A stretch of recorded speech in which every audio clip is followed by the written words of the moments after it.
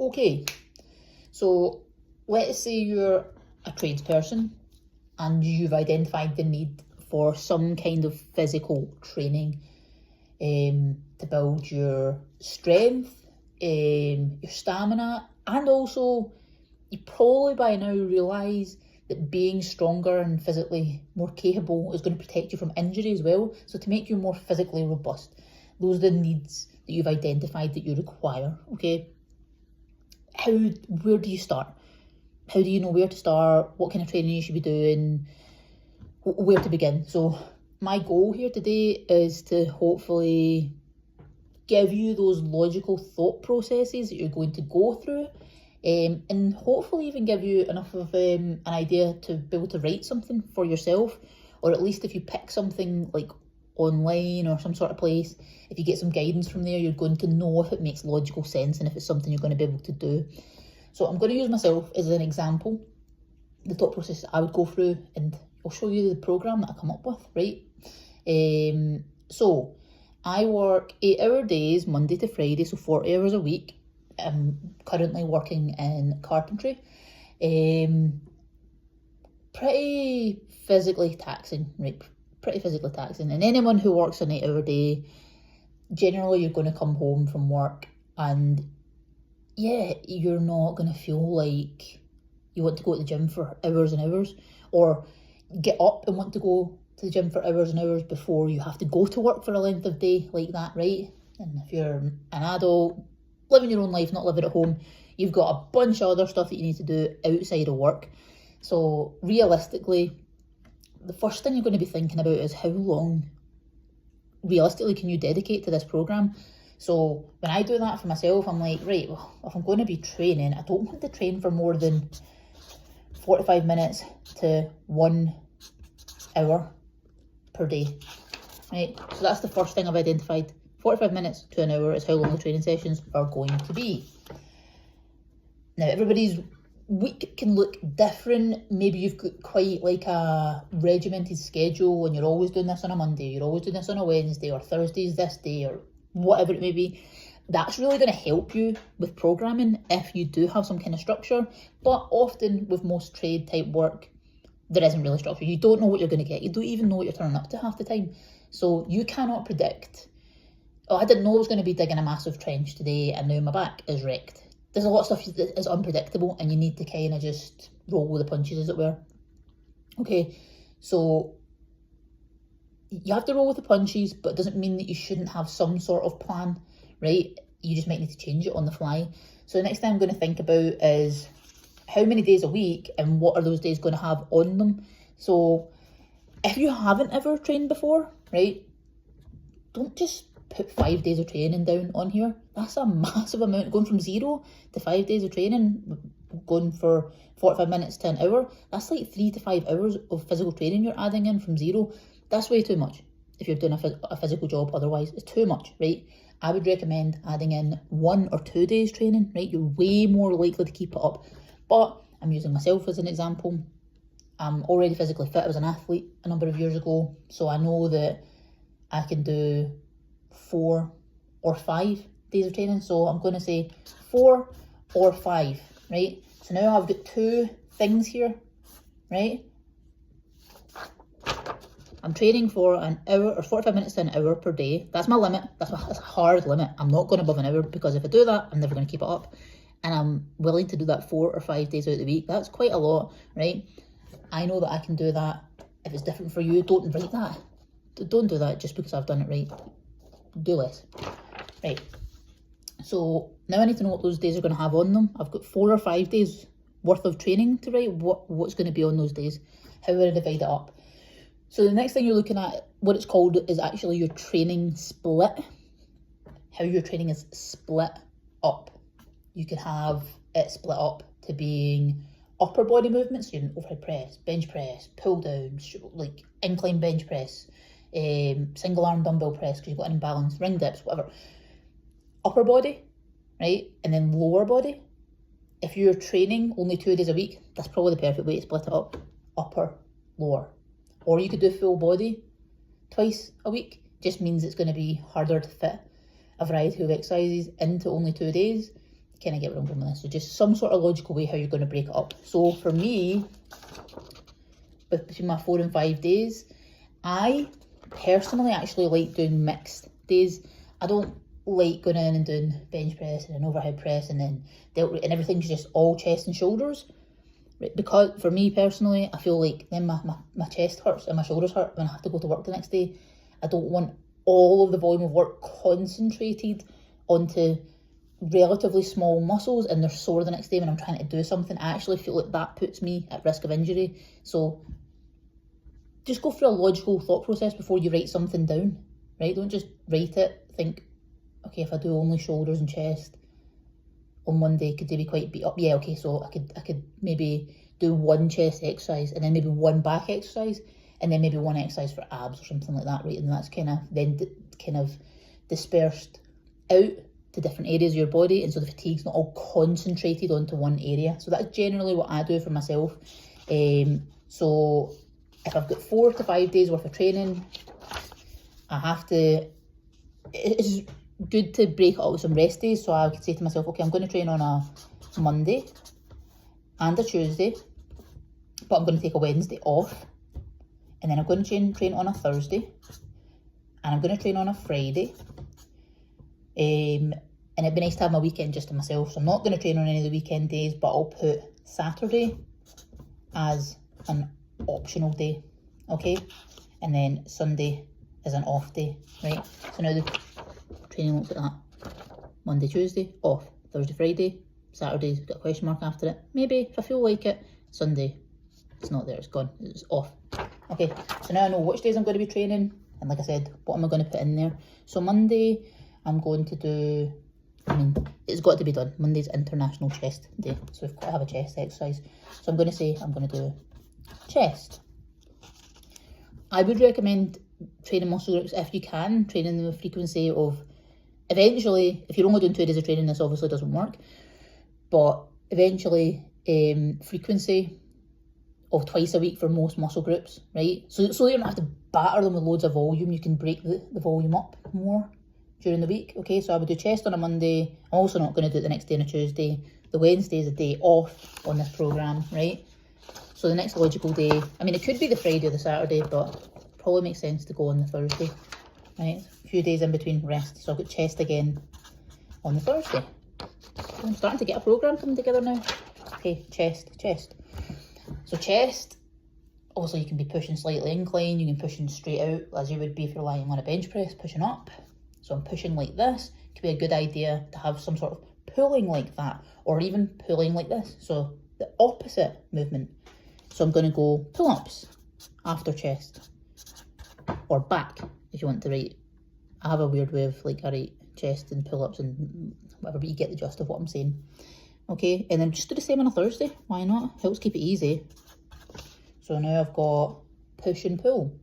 So I've got 2 days where I'm doing a push and then a pull, push and then a pull, or a chest and a pull-ups, or a chest and a back, or a pull-up.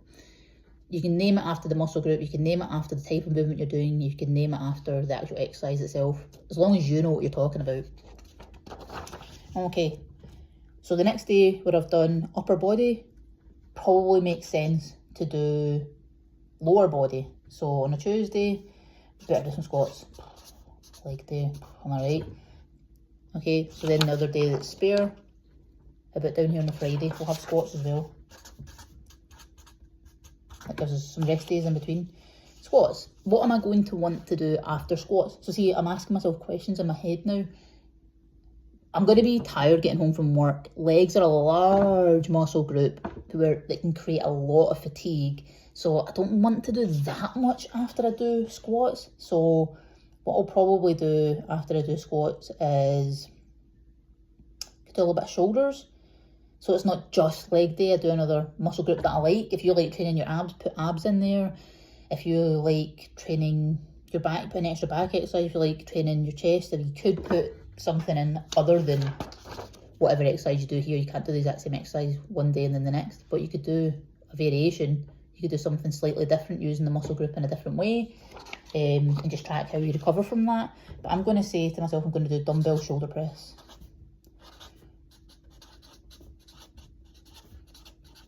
After I do squats. On the other day of the week, am I going to do dumbbell shoulder press? No, I won't do that. I'll do a bit of back actually. I'll do a single arm dumbbell row for a bit of variety. Okay, now I'm getting there. I've got a programme. What else? So those are main movements or big compound movements. Maybe want to think about some sort of isolation or accessory type movements. So where you're not using as many joints. So if I'm using a bench press, I'm using the shoulder joint and I'm using the elbow joint. So I'm using the pecs, I'm using the front delts, I'm using the triceps, I'm using more muscles so I can lift larger loads.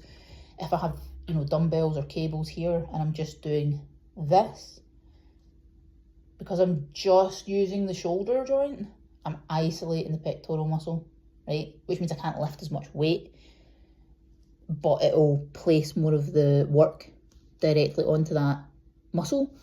So maybe on the Monday, I'm going to do some flies. I've already got chest that day, so it's already warmed up. So I could do some flies. And then, just let you see, I'll see where I'm going here with this. So chest, pull up, and I decided to add flies, which is an accessory to that. Then on the other day that looks very similar, where I'm doing chest and pull-ups, maybe I want to do an accessory to this movement over here, right? So what kind of accessory to pull-ups could I do? I could do straight arm pull downs or pullovers, whichever. So I'm going to go for straight arm pull downs here. Because the thing is, when you're writing a program, you're not trying to get the perfect exercises right away and be like, this is the perfect program, the perfect exercises. Because what happens is when you perform exercises for long enough, your body adapts to them, right? And you start to notice, oh, I don't really get sore from that, or I'm stalling out the numbers that I'm lifting, I can't progress them as the week's going, or I'm just not enjoying it as much anymore, I'm bored with this now. That happens, right? So there's no perfect exercise. Exercises are rotated in as you go on, okay? Or you're like, oh man, I'm knackered, I was using the nail gun like all day, my shoulder's irritated when I try to do that straight arm, it just yanks my shoulder, so I'm not going to do that anymore, right? So there isn't a perfect program. What you have to do is get some kind of structure, some kind of framework in play, and then you adapt it from there. The training program you do always has to be adaptable, right? And that is the whole point, again, of this video, is to get you thinking, right? It's to have you thinking. You shouldn't just follow what's written down. You should look at it, ask yourself if that's sensible, so that information comes and is processed through your brain and you get a pen stuck in your hair, and then it makes sense, or it becomes something that makes sense for various reasons, right? And I don't know what all those reasons are, because you're going to be doing this for yourself and you're going to adapt it all, okay? So there we go. Okay, so next, I think that's enough exercises for these days. I've got a wee accessory movement there just because I like to train my biceps. I've got bicep curls in here somewhere, okay? So where am I going to put it? Do you know what? I'm probably going to have the most energy on a Monday. And honestly, I'm doing all this stuff off the top of my head here, by the way, right? But it's just, I'm having a thought about it. I'm not overthinking it. I'm just been like, does it make sense? I'll have 2 days off before it, potentially, if I'm not training the Saturday. Yeah, why not? It's only bicep curls, not going to destroy me. Or you might also say to yourself, for the same reason, do you know what? I don't want to knacker my biceps on a Monday because I'm always carrying things that use my biceps a lot. So actually, I'm going to put them in the Friday, right? It's two totally different thought processes that are both actually logical. Just pick one and see how you get on. I might be like, do you know what? I'm knackered my biceps on Monday, so I'm going to stop doing that, right? Just put something down. Okay, that seems like a reasonable amount of work. Some days I've got 3 exercises. Some days I just have 2. Okay, now what about this Saturday? Well, I said I was going to play it by ear, so do you know what? I'm going to play it by ear. I used to do CrossFit back in the day for a lot of years. And I'll sometimes still go onto CrossFit main site and see what their workout of the day is. Sometimes I'll do it. Sometimes I'll look at it and be like, nope, I don't want to do that. And then I won't. So I'll say to myself, CrossFit main site. And then a wee smiley face to be like, to remind myself. If you want to, you could do that on a Saturday. Perfect. I've got everything in place now. The whole structure is done. Okay, the structure is done. Now I need to break down the individual days because I just put chest. So when I go to train chest and all I've written is chest, what the hell does that mean? Well, now I'm going to think about the exercises.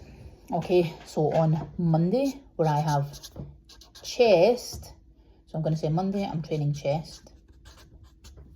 The exercise, or I'm training chest, I'm training back, and I'm training isolating, iso, chest, and curls.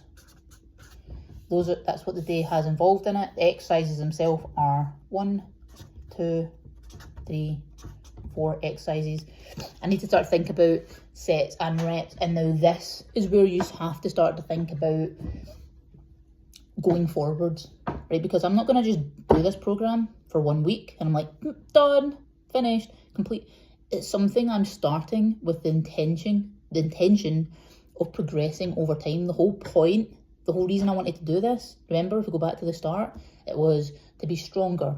It was to have more stamina. It was to help me at my job, and it was to help me feel more robust and kind of, if I can get a bit stronger, maybe I can prevent having injuries, because I feel like this job could injure me if I'm not strong and robust and have good stamina and fitness, right? That's the point in it. So it's a prolonged thing that I'm planning on doing forever, ideally, for as long as I'm doing this job at least, and ideally longer, because training's a good thing to do just because you're alive and are a human being with a physical body. That deserves maintenance, deserves you to look after it and keep it in good working order like you would a car when you take it for an oil change and all that stuff, right? So, anyway, back to the exercises. What are they? On chest, bench press, obviously. Is there even another chest exercise? Bench press. That's the exercise I want to do for chest. I like that one. Pull-ups. Well, instead of writing back, I wrote pull-ups, so I know the exercise is pull-ups. What a giveaway. That one was easy. Flies. I already wrote the exercise. Yeah. So, I know that it's flies. I'm going to put cable flies because I like them better. If you don't have access to cable flies, obviously don't put that. Put dumbbells or whatever it is you have access to. Cable flies. Bicep curls. Don't do it with dumbbells, don't do it with a barbell. Well, I'm actually training at home here where I don't have dumbbells. So it's going to be barbell, bicep curls. That's better. So now when I come to this day of training and I'm looking at what I'm going to do, I actually know what the exercises are. Perfect. Really getting someplace. Oh, what weight? How many reps? How many sets? How much rest? Now we've got more questions to answer. There's always more work to do. Okay, there's more work to do. Have some coffee here. Ah, nice, that's cold. Okay, so when we train, now this is the part where you don't have to be an expert. I'm obviously an expert, at least somewhat of an expert. I'm just going to feed you this information. If you want to do further reading on it and stuff, then go for it. Probably a good idea if you have the time. If you don't, the main thing is that all training has to be progressive, right? What that means is it's like, imagine you're building a building.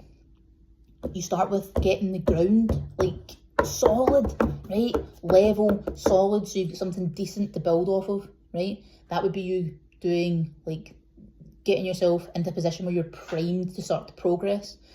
And then, once you're primed to begin to progress, you do something called progressive overload. Now, when you're just starting out, you're not like super concerned with progressive overload because you've got nothing to progress yet. You've barely begun. The main thing you're trying to do is know what the hell it is when someone says a barbell bench press, a dumbbell bench press, a barbell overhead press, a dumbbell overhead press, a seated dumbbell overhead press. Like, what are these exercises? You need to get to grips with them and know what they look like and know what the main, like, what the muscles are that you're using, how you know if you're doing it correctly, all of that kind of stuff. That's your foundation, right? That's like getting the ground prepped for building, right? That's the solid level ground. The next thing you do is create footings to build onto, right? Concrete, solid footings, okay? That is the really actualizing proper technique. So it's one thing to know what proper technique is, and it's another thing to actually be able to do it. So in the beginning, and when I say beginning, I'm talking about the first couple of months if you're consistent, it's just doing the exercises well. So if I was writing a program for somebody, I wouldn't be overly concerned with them making progress from months or like weeks at least 1 to 6. I'm not too worried about if you lifted more weight than you did the last time, if you did more. I'm not worried about that. I want to see a video of your technique and any of the kinks we need to work out, any of the technical flaws, any of the understanding that's missing. We need to get better at that, right? So in the beginning, when you're starting to do this, what you're going to have to do is watch some videos. So when you write down bench press, go and watch a couple of coaching videos on bench press. Ideally watch my videos because they're the ones that are actually good. You need to do that. You can't just start doing the exercise, right? Because again, why are we doing this program? To get stronger, to get fitter, to be more robust, and to not get hurt at work. What's the point in then going and getting hurt at the gym? If you're trying to not get hurt at work, and then you go get hurt in the gym, that was quite silly, wasn't it? Right, so we don't want to do that. Okay, so watch some videos, whatever, but for the purpose of this video, I need to teach something about progressive overload, okay? And this is more of a concern once you've got all the ground levelled and prepped and the footings in place, right? Everything's nailed down, boom, then we can start to think about this. So progressive overload, what does that mean? It means that as time ticks along, the volume, the body of work that you're doing becomes progressively more. So what's the volume of work that you're doing? What does that mean? Okay, so if you start off with doing 3 sets of 5, this is not what you're going to be lifting. I'm doing this because it's easy math. 3 sets of 5 at 100 kilograms, 225 pounds, whatever. Right? The volume is the sets, which are 3 sets times 5 repetitions. Hey, work pen.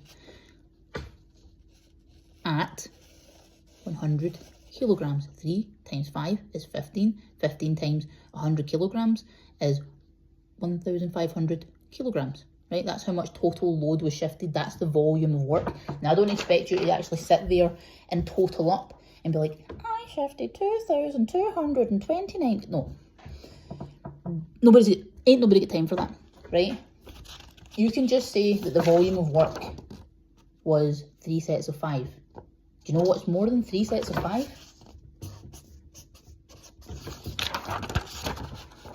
4 sets of 5. Do you know what's more than 4 sets of 5? 5 sets of 5.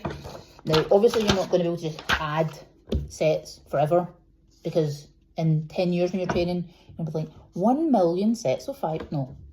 What happens is, when you do training that you haven't done before, your body senses a need for more muscle tissue.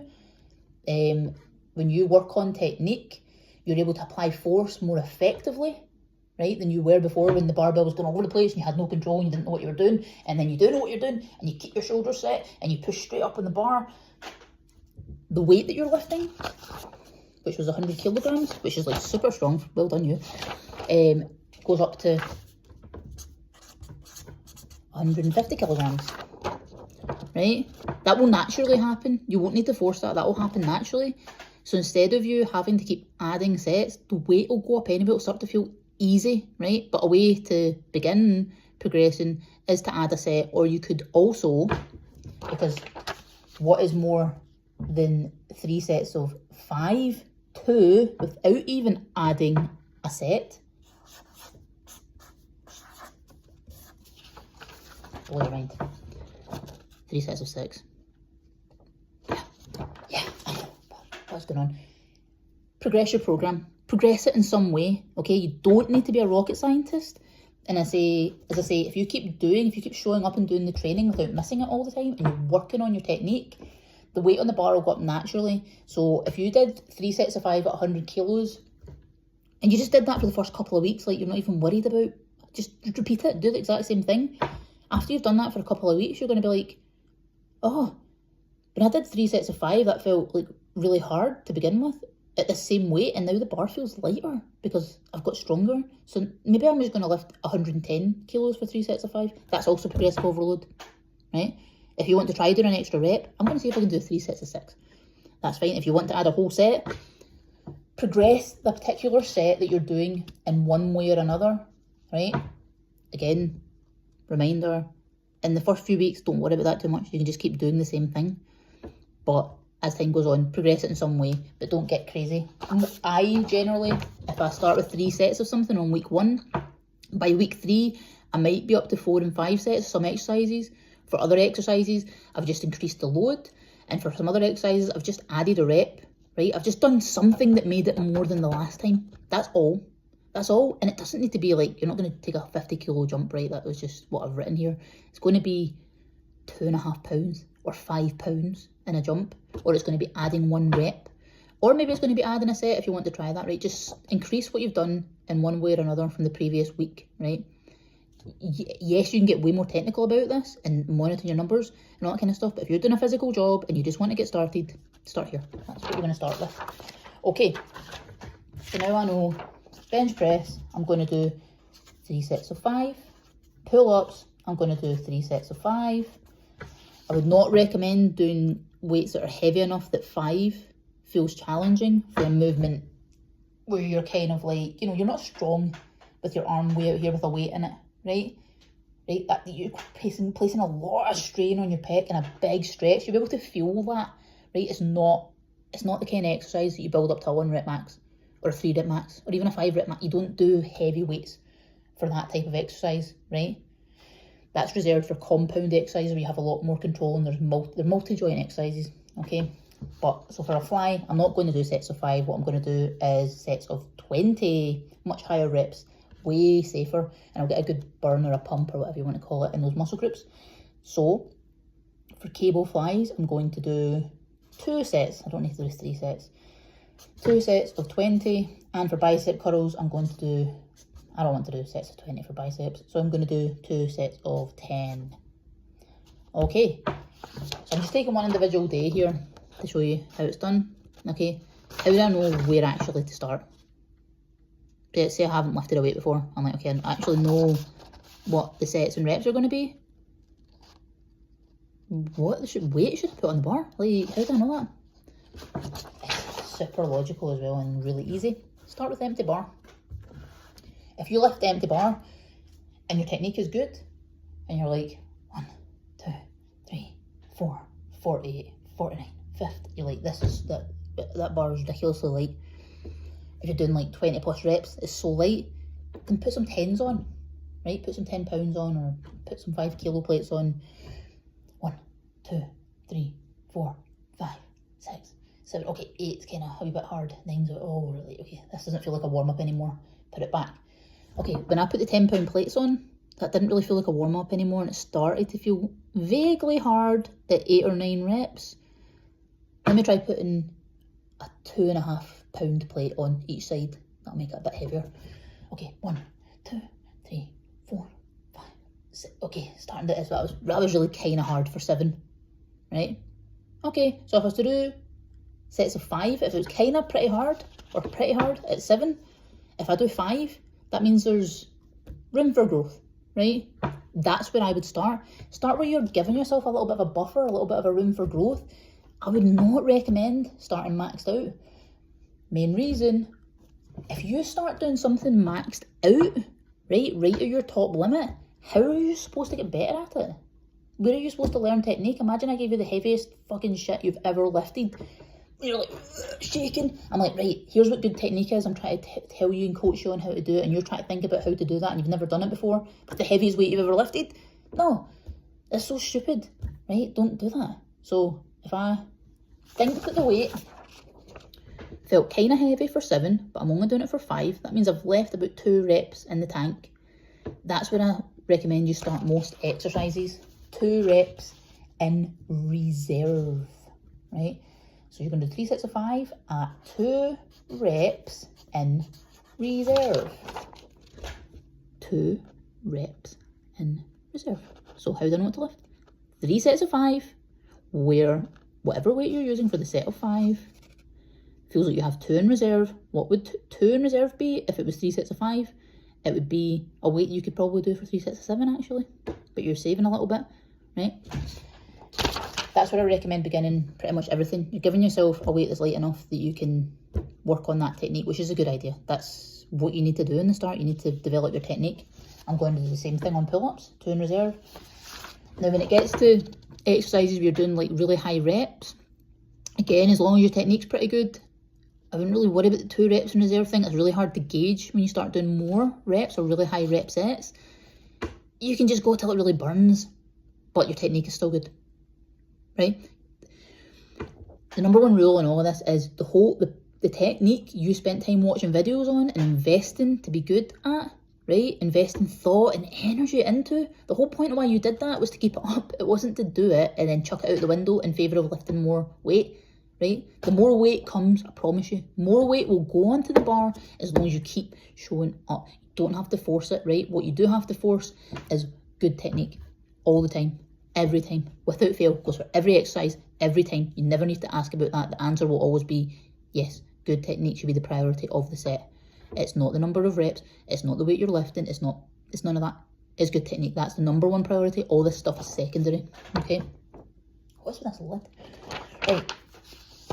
So for the last 2 exercises, until it's a bit burny, until I feel a bit of a burn. If you never feel a bit of a burn, you'll know when you're done anyway. When you feel like you start wanting to shake, when you feel like you're trying to swing the barbell up instead of curling it using your bicep, right?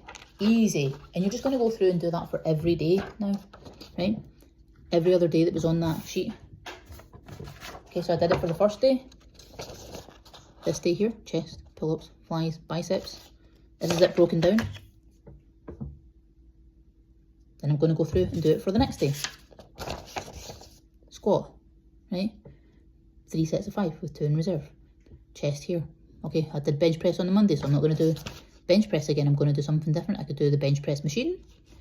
I could do dumbbell bench press. I could do dumbbell bench press on an incline. I could do ring dips.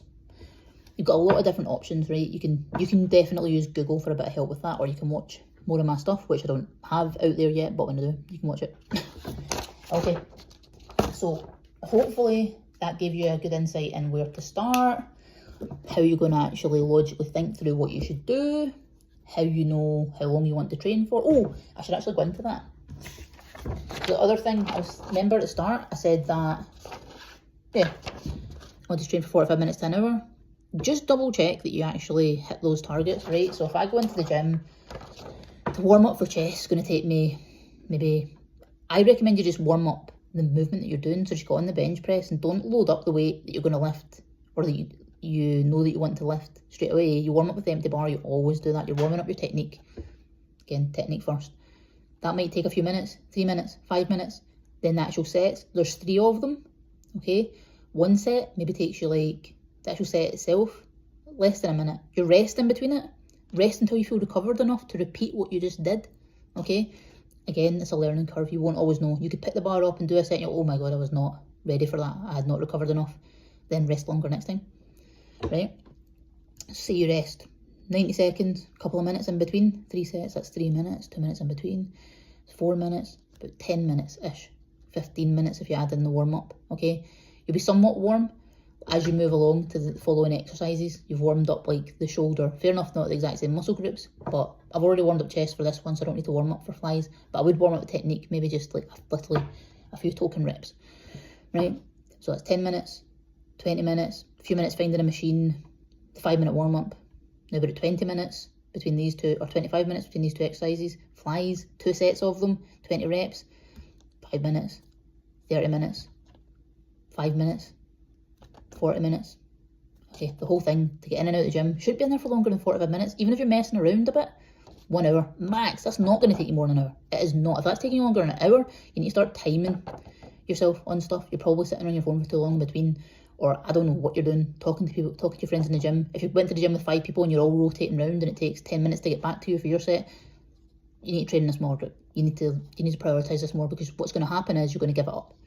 You're going to be like, this is taking too long, I don't want to do this. But it shouldn't take too long. You're letting that happen, okay? You've got to take accountability for getting in there, getting it done, and getting out, Okay. So yeah, if this is the day that has the most on it, if it's going to take 45 minutes or an hour, then that's not going to take longer. Fair enough, squats take a longer warm-up. Okay, 5 minutes extra, right? This is going to take 45 minutes. That's maybe taking 50 minutes, right? So no day on that programme takes longer than an hour.